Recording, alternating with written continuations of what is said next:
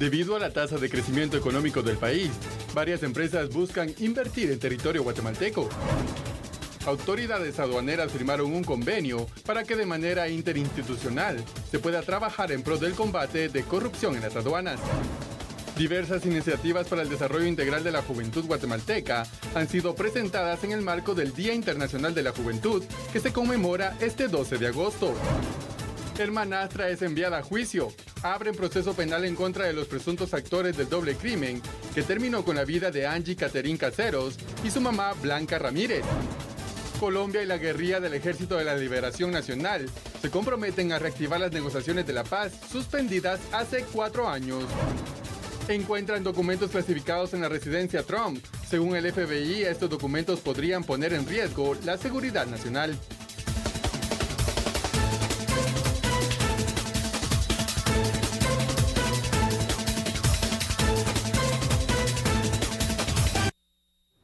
Muy buenas noches, feliz viernes para todos. Cerremos la semana con análisis e información nacional, así como la internacional. Entre los temas que tenemos, hablaremos un poco de situaciones económicas, la inversión extranjera. También hablaremos sobre adolescentes con el licenciado Julio Rivera Clavería, a quien le doy la bienvenida. ¿Cómo está, Lic? Buenas noches. Buenas noches, Sandy. Buenas noches a todos los amigos en casa. Un honor estar con ustedes. Y por supuesto, en el equipo también está Andrés Estrada, quien nos informa de lo que pasa en el mundo. Andrés, buenas noches, ¿cómo estás? ¿Qué tal? Feliz noche, Sandy, licenciado Clavería, mucha información a nivel internacional.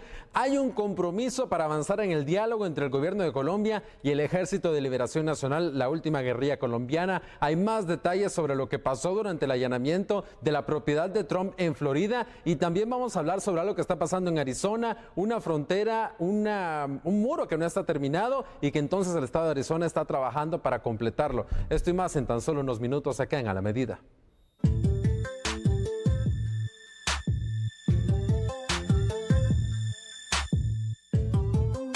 Nosotros teníamos un indicador de 125 millones por mes.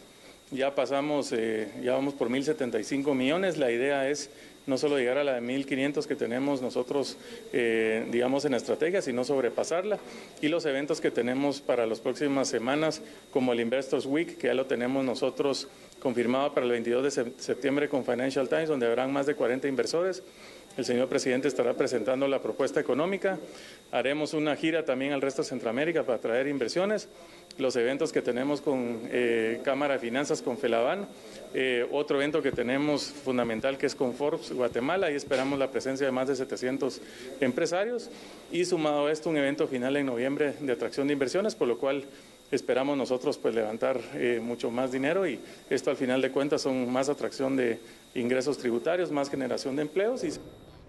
Y hablando sobre este interés de poder ampliar y también incrementar entonces la inversión extranjera, República Dominicana pretende ampliar la misma, y sobre todo la relación que existe con Guatemala a nivel económica, social, cultural, entre otros aspectos que también están involucrados. Por lo tanto, se estarán realizando visitas bilaterales.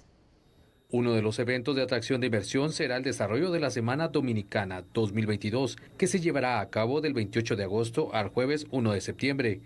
A partir del 28 de septiembre tendremos vuelo directo, 2 vuelos a la semana. Habrá 2 vuelos a la semana directos, en lo cual los guatemaltecos podrán viajar sin unos costos excesivos como tenemos que hacerlo ahora. Este 28, 29 y 30 de agosto estaremos celebrando lo que hemos llamado una Semana Dominicana. Les hemos llamado una Semana Dominicana porque el 27 estarán llegando empresarios dominicanos para tener intercambio con el empresario guatemalteco. Estaremos viendo en el primer día, tendremos ronda de negocios, tenemos conferencias, tenemos paneles orientados a estrechar y a fortalecer el intercambio económico entre nuestros países. En 2021, Guatemala envió a República Dominicana $138 millones a través de 844 productos, mientras que las importaciones desde República Dominicana representaron 27 millones a través de 369 productos. Muy bien, comencemos entonces con este análisis. Lo importante que es buscar las alianzas y las estrategias para que se puedan ampliar las relaciones económicas en el país y de esta manera también incrementar ese crecimiento, buscar el constante crecimiento económico que tanta falta nos hace, licenciado, y que es uno de los retos también que tenemos con distintas situaciones que han pasado en el país, la pandemia, la crisis en Ucrania y Rusia, y bueno, diferentes escenarios que se plantean también en el tema, ¿no? Yo creo que hay que hacer una revisión de qué es lo que nosotros podemos ofrecer y qué es lo que podríamos intentar colocar, especialmente en la región centroamericana y el Caribe, tomando también en cuenta Colombia, México y desde luego Estados Unidos, que es el país a donde mucho más exportamos. Pero yo creo que en la medida que logremos fortalecer la micro, pequeña y mediana empresa, que yo parto de ese principio, si usted no fortalece la micro, pequeña y mediana empresa, vamos a seguir trabajando con las grandes corporaciones del país, pero los recursos no van a llegar a la gente. Por lo tanto, fortalecer la micro y pequeña empresa es fundamental. Yo siempre he creído que Guatemala puede convertirse en el granero de Centroamérica. Tenemos todo, tenemos una variedad de microclimas, producimos absolutamente de todo, frutas, verduras, cualquier cosa que en este país usted tire, se pega.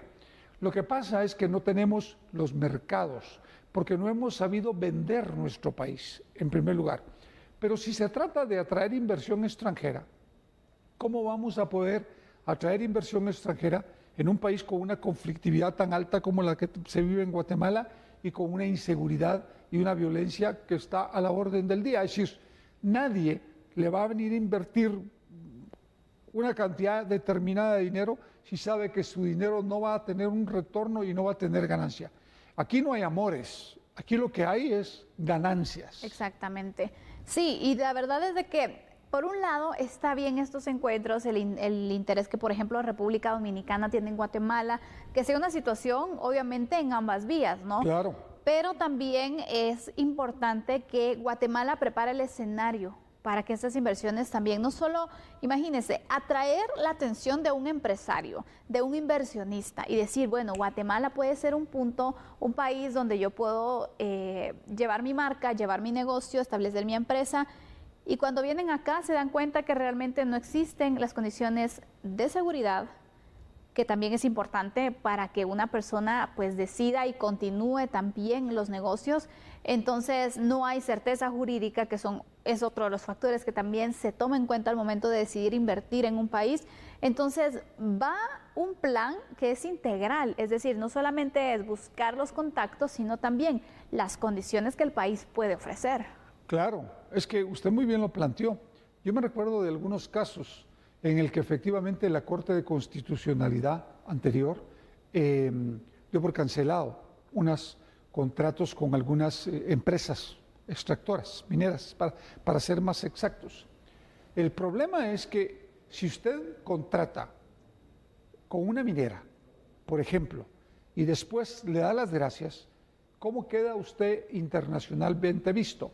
Porque el problema se ocasionó por temas de corrupción o por lo que usted quiera. Pero cuando ya una negociación se encamina, hay que cumplir con lo que se establece. Esto implica, desde luego, certeza jurídica. Pero aparte de eso, tenemos que solucionar el problema del sistema vial del país, Sandy. Mire, son unas carreteras desastrosas. Vea los puertos y los aeropuertos. Un aeropuerto que es no solo insuficiente, sino que ya es obsoleto. Y el problema con Puerto Quetzal es que se ha quedado pequeño, claro, no se ha ampliado, cuando ya se debió haber hecho desde hace muchos años y modernizado. Y además cumplir con una serie de requisitos internacionales que son los que están exigiendo países como los norteamericanos, los mexicanos, etcétera. Yo creo que hay que hacer una revisión integrada para ofrecer condiciones para que podamos atraer inversión extranjera, asegurarles que su dinero va a ser retornable con ganancias y que efectivamente también eso llegue a la gente que no tiene nada en este país. La oportunidad y la seguridad que quiere un inversionista. No es fácil decir, bueno, voy a invertir mi dinero, mis ganancias, mis recursos, y de repente entonces que se pierda por estos factores. Entonces es una seguridad que los inversionistas están buscando.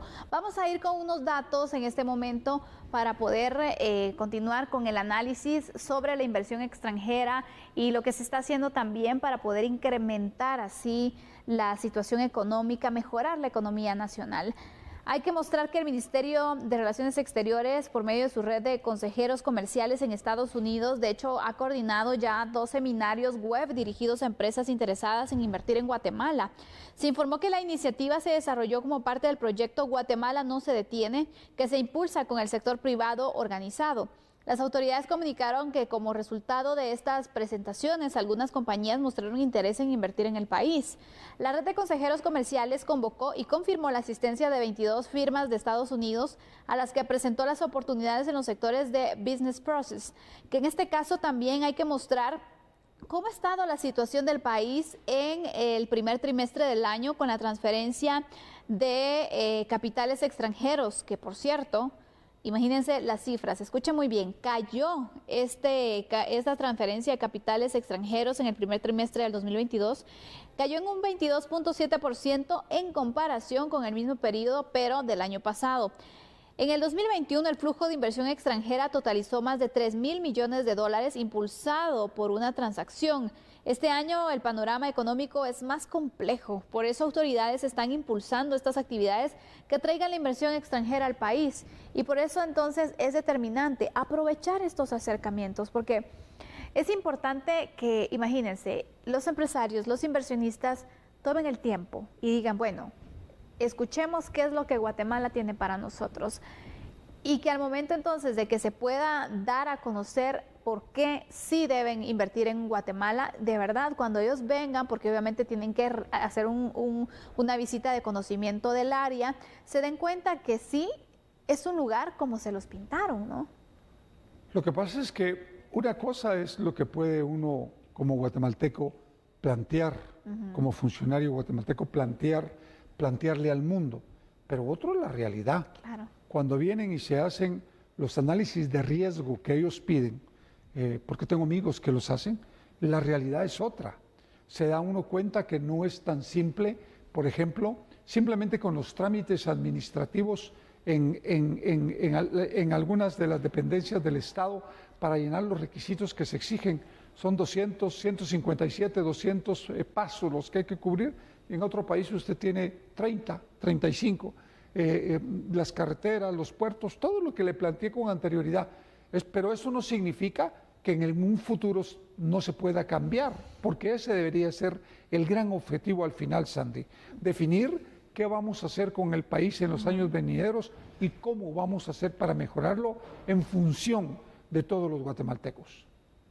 Sin duda alguna es importante también poder entonces analizar qué escenario es el que nosotros podemos tener para inversionistas, en qué manera se puede mejorar para que sea una realidad entonces el incremento en el crecimiento económico y sobre todo también la atracción de inversiones extranjeras. Cerramos así el tema, vamos a continuar ahora con otras noticias porque le hablaremos sobre la hermanastra de Angie, Catherine Caseros, y otras 3 personas que, por cierto, enfrentan un juicio por el crimen del adolescente. El 9 de septiembre del 2021, en la carretera que conduce hacia San Pedro Ayampu, fueron localizados los cuerpos sin vida de Blanca Ramírez y Angie Caseros, madre e hija. Uno de los cadáveres fue lanzado en una cuneta de aguas negras. Estos fueron envueltos en unas sábanas. En el juzgado sexto penal, la Fiscalía de Femicidio del Ministerio Público pidió que la media hermana de Angie Caseros, Caterina Alejandra Caseros Centeno, Ligia Imelda Ríos Aguilar, María Fernanda Salguero Caballeros y Eddie Miss Ordóñez enfrentaran un juicio por el crimen de la madre y su hija. El juez Israel Celada aceptó la petición de la Fiscalía y resolvió que los acusados se enfrenten un juicio por los delitos de asesinato y plagio y secuestro. En la investigación se estableció que Angie y su mamá Blanca Ramírez llegaron a la casa de la procesada Catherine Caseros bajo un engaño. Una cámara de seguridad registró cuando llegaron a la vivienda, pero no se registró cuando se retiraron. Las víctimas fallecieron por asfixia por estrangulamiento. Al parecer, les colocaron unos sujetadores negros en el cuello hasta quitarles la vida. El 6 de septiembre, en el juzgado sexto penal, se discutirá qué evidencias serán aceptadas para su diligenciamiento en el juicio. El combate a la corrupción aduanera será el próximo tema que estaremos analizando al regresar.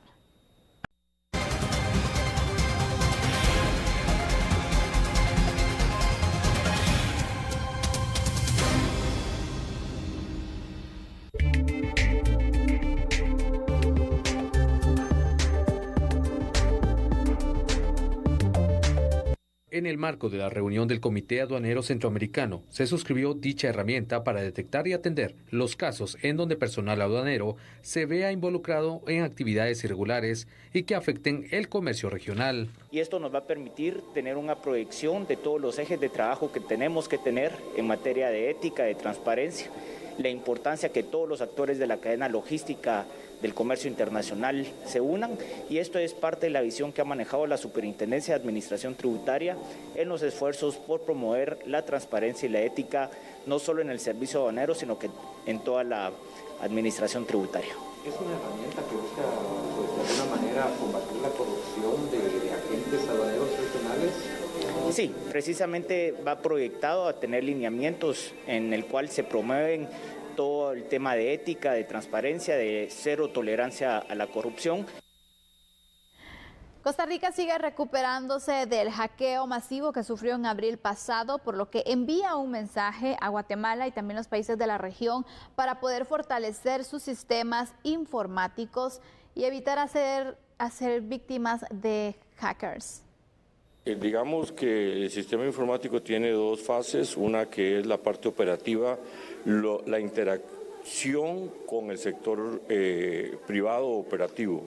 Eso se estableció y está funcionando, pero hay una parte interna que todavía estamos esperando que se vaya restableciendo poco a poco. Esperamos que la próxima semana ya esté totalmente resuelto. Hay todo un esquema de seguridad que mi recomendación es que los países, los hermanos centroamericanos que no lo tengan, lo implementen ya para evitar que entren estos malware o virus que pueden generar una afectación más allá de lo imaginable, porque realmente es muy serio. Y además el impacto económico que puede tener. Claro, afecta a todos, ¿verdad? Nos afecta a todos, al gobierno, a los importadores, a los exportadores, a los operadores logísticos. Es muy importante, sin duda alguna, buscar los mecanismos para poder combatir así la corrupción en las aduanas. Y vamos a hablar por distintas fases de cómo puede presentarse la corrupción. Desde el punto de vista también de quienes trabajan en las aduanas, que va a ser un punto donde el control constante también va a ser necesario, licenciado, porque ayer hablábamos del tema de los policías, ¿no? De cómo algunos malos policías también afectan a la institución y están cumpliendo otras funciones muy propias a ellos que no benefician en ningún momento al país. Son temas personales de ganar dinero de forma ilícita. Esto también puede pasar en las aduanas, es decir, la corrupción puede pasar desde ese punto, ¿no? De pagos que se puedan dar para facilitar procesos, para facilitar traslados. En fin, creo que también por aquí es donde puede empezar la corrupción. Es que de hecho eso es la base, eso es lo que se da tanto en las fronteras terrestres, en las aéreas, como en las marítimas. Ese es el problema. El problema es que usted tiene que tener más control y supervisión sobre su personal. Yo estoy de acuerdo en que efectivamente se reúnan, firmen un documento en el que dicen que hay que tener ética y transparencia en el actuar de todo el personal de aduanas, pero eso es la firma de un documento. Pero en la realidad no funciona. Por eso es que es importante los controles y la supervisión. Por ejemplo, usted va a Puerto Quetzal. ¿Por qué se sigue dando esa corrupción con los que importan por diversos productos micro, pequeños y medianos? Porque me lo han comentado. Me lo han comentado, yo no estoy diciendo algo que no me han comentado. Ellos sufren, el problema que ellos tienen es que sufren las demandas de dinero por parte de trabajadores de todos los sectores que están en el puerto. Qué bueno que fuera solo aduanas, policías, aduanas, todo mundo pide. Entonces me dicen, el costo a nosotros se nos dispara. Y eso es una realidad. ¿Cómo controlarlo? Eso es un trabajo que tiene que coordinar la Policía Nacional, aduanas y el Ejército. Porque de otra manera los niveles de corrupción se mantienen, no descienden como se quiere hacer creer. Y sobre todo que también en ocasiones se ha señalado que llega a los altos poderes, ¿no? Donde también son situaciones de control a nivel general que se deben tener para poder fortalecer las aduanas y que no sean un atractivo para la corrupción. Es que son un atractivo, desgraciadamente sí son un atractivo, porque efectivamente usted puede manipular las pólizas, es decir, todos ellos son expertos en eso y saben cómo hacerlo. Yo creo que el planteamiento de SAT, creo que es el correcto, pero creo que efectivamente se tiene que traducir en hechos reales, en investigaciones a fondo, en la utilización de tecnología, de software para controlar a todas estas gentes, coordinar el trabajo con la Policía Nacional Civil, porque ahí hay gente de SAI, ahí hay gente de todos lados, y todo el mundo debe de estar controlado, porque la corrupción pulula en cualquier lado. Y hay aquel dichito, en arca abierta hasta el justo peca. Así es, la verdad es de que esto puede pasar y hablábamos también de la manzana podrida, ¿no? ¿Es correcto? Licenciado, pero al final estos son esfuerzos incluso regionales que también se tienen que tener y deben ser controles regionales. Y así como existen las estructuras que funcionan a nivel transnacional, también acá puede pasar lo mismo. Claro, yo creo que es muy importante, por ejemplo, la tecnología. Creo que, sin entrar a detallar el tema, porque yo creo que la ley de ciberdelitos es una necesidad, independientemente del tema periodístico que yo creo que debe de irse en consulta a la CC. Pero en el tema de ciberdelitos, cómo afecta y cómo sirve para que efectivamente controlar la corrupción, controlar esa área oscura que se maneja en las redes, que la maneja la criminalidad organizada, y que tenemos que hacer un esfuerzo grande. Vea los ataques que están sufriendo en Costa Rica, como muy bien lo plantearon ahorita en el programa. Va a venir a Guatemala y el problema es que nos va a agarrar con los pantalones abajo, porque no hay absolutamente ninguna tecnología de punta que esté funcionando ya en el Estado. Y a este punto también quiero ir, licenciado, porque en Costa Rica, por ejemplo, se ha implementado mucho la situación tecnológica y han tenido estos ataques cibernéticos. Claro. En nuestro país, realmente una tecnología de punta no existe en las aduanas. Imagínense, todavía tienen que invertir, todavía se tienen que crear los proyectos para que esa tecnología llegue y ni siquiera estamos pensando en una preparación para el combate o para proteger los sistemas también de los ciberdelincuentes. Se lo voy a poner fácil a todos los guatemaltecos. Muchas veces es preferible no utilizar la tecnología si usted no tiene los software de seguridad necesarios para cuidar toda la información digital. Mejor sigue utilizando papeles. Mejor sigue utilizando papeles en el siglo XXI, que es eminentemente tecnológico. Pero le estoy diciendo la verdad, de nada sirve implementar un sistema si usted no va a meterle todos los recursos necesarios para proteger su información con seguridad tecnológica. Hemos hablado que sin duda el tema de las aduanas, la protección y el fortalecimiento tiene que ver un tema también regional que se busque poder combatir, poder fortalecer y de hecho, hablando de este tema, vamos a mostrar unos datos porque ¿qué se está haciendo a nivel regional? Pues resulta que los directores de aduanas de Centroamérica firmaron la declaración de ética y transparencia. Y de esta manera busca combatir los actos de corrupción. Estos son los datos que vamos a ir mostrándoles a ustedes en pantalla, porque el Comité Aduanero Centroamericano pues es un órgano de relevancia del convenio sobre el régimen aduanero centroamericano que por sus actuaciones estratégicas contribuyen a la toma de decisiones que impulsan el desarrollo económico y social de los países centroamericanos. promover acciones políticas o normativas que buscan reforzar la ética, legalidad, probidad, integridad y transparencia en el actuar del funcionario aduanero son algunos de los puntos que se buscan. Pero vamos con otro tema, vamos con otros datos, porque varios directores generales de aduanas participaron en la firma. Entre ellos podemos mencionar a Costa Rica, El Salvador, Guatemala, Honduras, Nicaragua y Panamá, siempre acompañados de representantes de la Secretaría de Integración Económica Centroamericana, SIECA, en el marco de la primera reunión ordinaria del Comité Aduanero Centroamericano.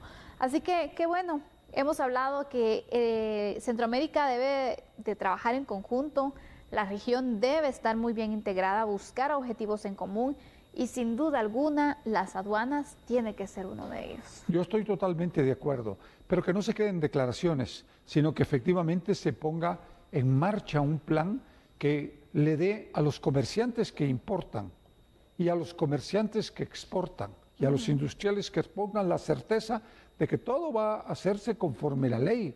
Pero usted no puede seguir trabajando en el siglo XXI con estos niveles de corrupción que se dan en las aduanas en términos generales. Exacto. Por lo tanto, es muy importante que efectivamente se pongan en marcha todos esos planes que ellos mencionan, verlos funcionar y ver los resultados. Así es que de esta manera, con ciertos esfuerzos que aquí hemos marcado, puede realizarse un combate a la corrupción en las aduanas, puede buscarse ese ideal y que puedan funcionar y sobre todo actuar con transparencia y legalidad también en los distintos puertos y aeropuertos que se tienen en nuestro país. Cerramos así este análisis, vamos ahora a continuar con otras noticias. Vamos a enfocarnos en el ámbito judicial, porque para noviembre de este año está programada la audiencia en contra de la ex jefa de FESI en Quetzaltenango, Virginia La Parra, quien es acusada por abuso de autoridad. El juzgado séptimo penal se aceptó la petición de la Fiscalía de Asuntos Internos del Ministerio Público que la ex jefa de la Fiscalía Especial contra la Impunidad de Quetzaltenango, Virginia La Parra, enfrenta un juicio por el delito de abuso de autoridad. Según la investigación de dicha Fiscalía, La Parra presentó denuncias falsas ante la Junta de Disciplina Judicial y la Supervisión de Tribunales en contra del juez de mayor riesgo de Quetzaltenango, Lester Castellanos. Este 12 de agosto se celebró la audiencia del ofrecimiento de prueba. El juez de la carpeta judicial resolvió qué pruebas serán diligenciadas en el juicio que enfrentará la procesada. Además, se anunció que la inocencia o culpabilidad de la jefa de FESI de Quetzaltenango se discutirá en el Tribunal Octavo Penal a través de la modalidad unipersonal. Muy bien, vamos a marcar una pausa en este momento, pero cuando regresemos hablaremos sobre...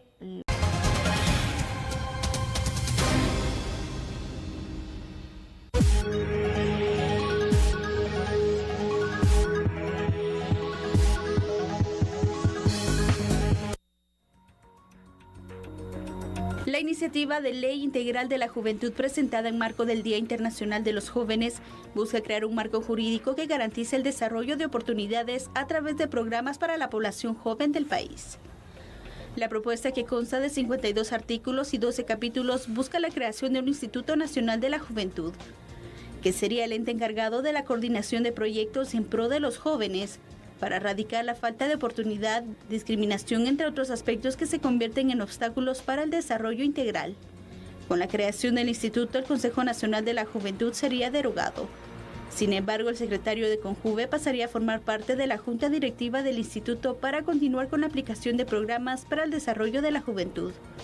La propuesta establece que del presupuesto se asignen 100 millones de quetzales, los cuales serían divididos por departamentos para el desarrollo de proyectos enfocados en oportunidades para el grupo objetivo. La iniciativa fue presentada en dirección legislativa a la espera de continuar su proceso para análisis, discusión y aprobación. La juventud, el presente del país. ¿Y qué presente es el que tenemos? ¿Qué oportunidades son las que se tienen para los jóvenes actualmente? Hay muchos desafíos que sin duda alguna se enfrentan como jóvenes, licenciado. El primero, una oportunidad de trabajo. Vea Sandy, yo diría que Guatemala es un país con graves problemas que influyen mucho en el futuro de los niños que se convierten en jóvenes. Así es. La pobreza, la falta de salud y la falta de educación. Guatemala tiene un bono demográfico de jóvenes muy altos, pero en países como el nuestro no sirve de absolutamente nada. En otro país, en Europa o en cualquier otro lugar del mundo, lo utilizan y les sirve para sacar adelante los pueblos. En Guatemala es al revés, se nos convierte en un lastre porque no hay oportunidades de absolutamente nada. Y si usted revisa las migraciones, si usted revisa cómo se integran las estructuras criminales de pandillas, si usted revisa la gran mayoría de gente que se dedica al trabajo informal, se va a dar cuenta que son jóvenes. Y eso es una tragedia, eso es una verdadera tragedia que está pasando el país. Creo que crear un instituto está de más. Creo que lo que hay que hacer es mejorar con transparencia la salud, la educación y las oportunidades de trabajo para los jóvenes. Aquí no se trata ya de hacer programas para no discriminarnos o hacer programas para que efectivamente tengamos un plan de trabajo para que los jóvenes nos divirtamos 1 año o 4 años. No, se trata de generar puestos de trabajo para que los jóvenes que se gradúan puedan ir a trabajar. Se gradúan 20,000 jóvenes anualmente, de los cuales el 10% tienen un trabajo formal, el resto se van al trabajo informal, a la migración o a las pandillas. Es que ese es el punto al final. Parece que quienes han comprendido la importancia de la juventud han sido los delincuentes, han sido las pandillas, ha sido el crimen organizado, porque bueno, ¿qué necesitamos jóvenes para la estructura? Para que vayan a matar, para que vayan a dejar un teléfono, para que vayan a amenazar, para que lleven armas, para que vendan drogas. Realmente ven que son muy funcionales, entonces, ¿qué hacen? Les dan lo que el país o la sociedad no les ofrece, una oportunidad para salir adelante, porque no significa que los jóvenes quieran todo servido en la mano, quieren trabajar. Claro. Y por eso que dentro de una estructura también, de verdad, no está bien, pero se esfuerzan incluso para tener posiciones dentro de la misma, imagínense. ¿Por qué no buscar eso dentro de una empresa, dentro de un negocio que puedan emprender? Porque no están las condiciones para que ellos lo hagan. Entonces, el crimen organizado se está aprovechando. En cambio, si usted se da cuenta, yo porque reviso los medios de comunicación escritos, se necesita un trabajador para no sé qué puesto, con no sé cuántos años de experiencia, con el idioma inglés fluido, con no sé qué, con no sé más y no sé cuántos. ¿Y cómo? En un país en donde ni siquiera en las escuelas se les enseña el idioma inglés porque es vital para entender el mundo actual, en donde los niños no tienen oportunidad de utilizar una computadora porque no tienen luz y porque no tienen acceso a comprar una computadora y porque la escuela no tiene una computadora. Pero les pedimos conocimientos en informática. ¿Y cómo se puede exigir todo eso cuando ni siquiera la mano de obra es calificada en Guatemala? Cuando aquí deberían de haber institutos técnicos en todos los departamentos en lugar de tener extensiones universitarias que son inservibles y que no sirven para nada. Y eso es una realidad. Entonces yo creo que eso es muy importante, revisar todo el tema educativo para los años venideros. Y creo que en esa línea, yo insisto, crear institutos, dar más dinero, no soluciona el problema de la juventud. El problema de la juventud se soluciona si logramos revisar y replantear estas áreas como salud, educación, trabajo, en la que las jóvenes puedan tener acceso a oportunidades. De otra manera, van a seguir emigrando, vamos a seguir viendo jóvenes trabajando en lo informal y otros metidos en la criminalidad. La juventud es una materia, es un tema pendiente del país, es una deuda que se tiene también. Y hablábamos un poco sobre inversión, ¿no? Pues también apostarle a la juventud es una forma de invertir. Es decir, si usted le da los conocimientos necesarios a un joven, si usted le da también la seguridad, las condiciones socioeconómicas estables, obviamente vamos a tener a jóvenes que estén muy bien orientados y que aporten al país. Pero da lástima que cuando vemos las cifras de migrantes, cuando vemos los casos, incluso los deportados, claro, ¿cuántos jóvenes no vienen en esos grupos? Entonces, estamos viendo que nuestra juventud, ese potencial que tenemos, lo están aprovechando incluso otros países. Es que ese es el punto, Sandy, es que exactamente ese es el punto. Ya en la migración no es solo una migración de gente que no sabe leer y escribir, eso es un error. Están esperando sacar la primaria, sacar el diversificado e irse. Y eso implica que ya estudiaron y ya aprovecharon. Así es. Pero ahora también ya hay una migración de profesionales de altísimo nivel, claro, y de nivel alto. Por lo tanto, el problema es que cada vez nosotros nos estamos quedando sin los jóvenes que van a dirigir y que van a manejar este país en los años venideros, tanto en lo empresarial como en lo político, como en lo social. Y es que eso es a lo que tenemos que pensar.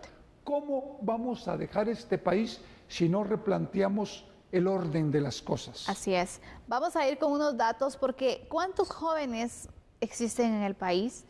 Bueno, las últimas cifras que se tienen y los mostramos ahora en pantalla también, esta información, es que en Guatemala viven más de 3.499.521 jóvenes entre los 15 a 24 años, los cuales conforman uno de los grupos más vulnerables del país también.